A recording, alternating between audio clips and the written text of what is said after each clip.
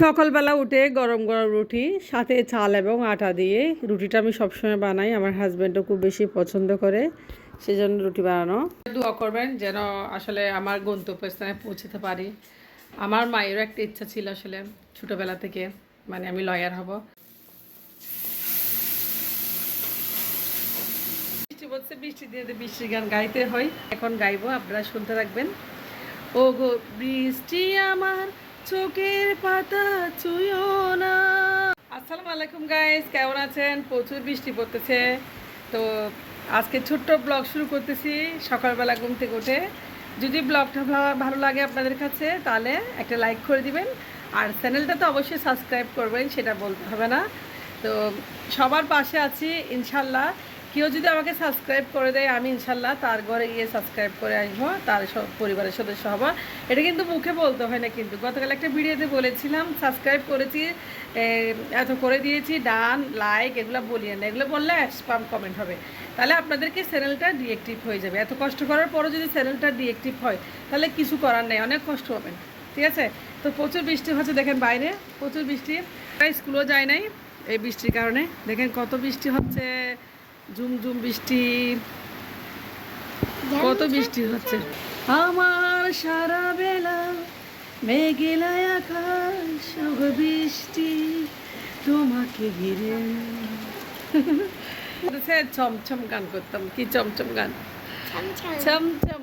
আমার কিউটি মা, আমার মেয়ে কিন্তু স্কুলে যায়, আজকে স্কুলে যায় নাই না, আজকে স্কুলে যায় না আমার মেয়ে। কিউটি, আমার কিউটি, এটা আমার কিউটি, এটা আমার কিউটি। দাঁত পড়ে গেছে আমার মেয়ে, দেখেন সবাই দাঁত দেখা,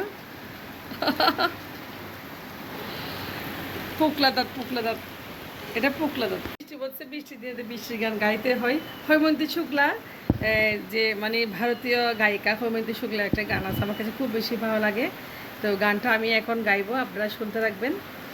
ও গো বৃষ্টি আমার চোখের পাতা চুইও না, ও গো বৃষ্টি আমার চোখের পাতা চুইও না, আমার তো দিনের কান্নার গান গেও না, সে যেন এসে দেখে পড়ছে তা আমি আসি বসে।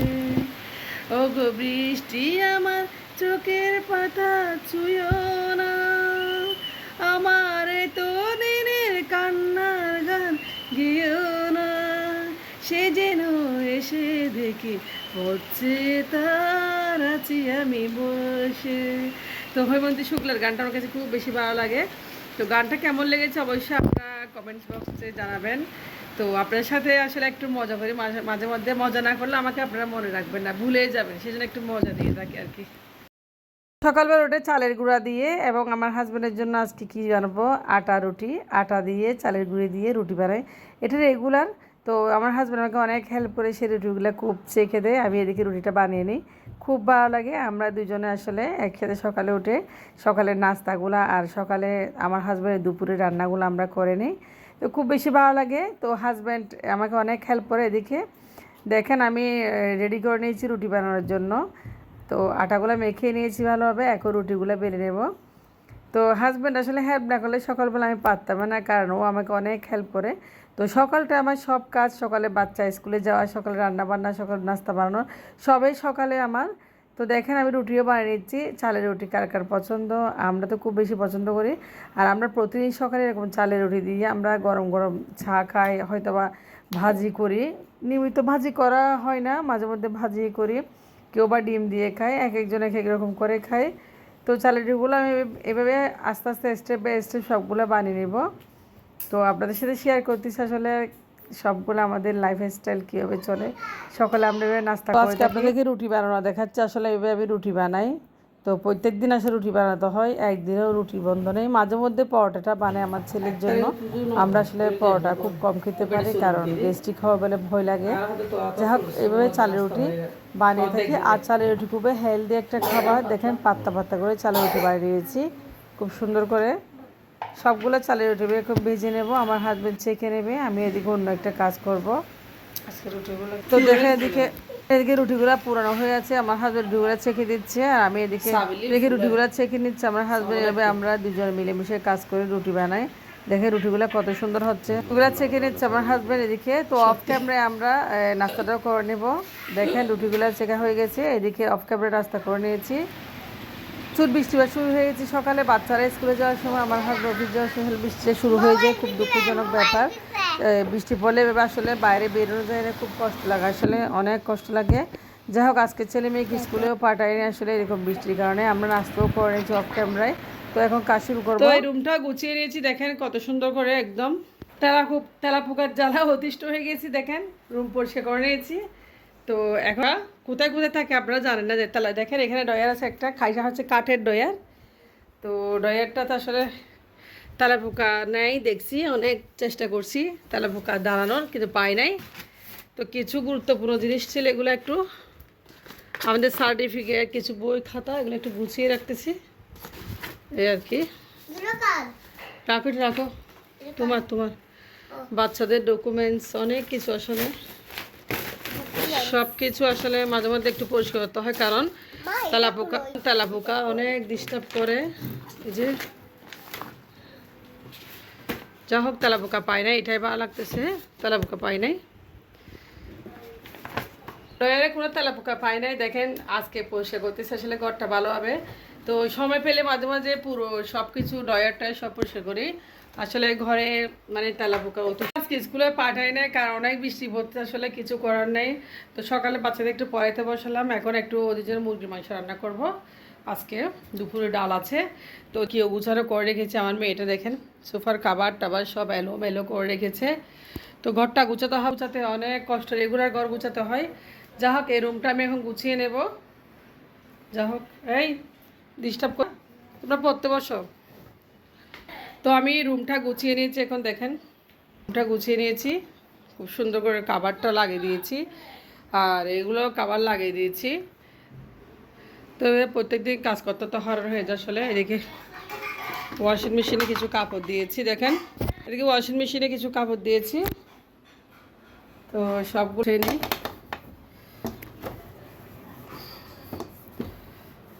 অনেক ময়লা হয়েছে, অনেক ধুলোবালি আসলে। তো জমতে আসলে জমে যায় ধুলোবালিগুলা। এই যে আমার কাজ, সারাদিন কাজগুলো সকালবেলা করে ফেললে, আজকে এমনি রান্নাটাও হয় না, অন্যদিন রান্নাটা করে নিয়েছি, আজকে রান্না করতে পাই নাই, যে মুছে নিয়েছি।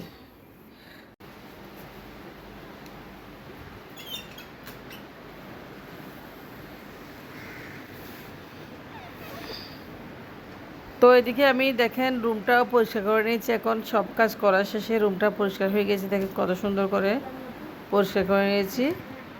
আসলাম, একদম গুছিয়ে নিয়েছি সবগুলা কাজ। এই যে রান্নাঘরটা পরিষ্কার করে নিয়েছি, দেখেন এখন রান্না বসে নেব।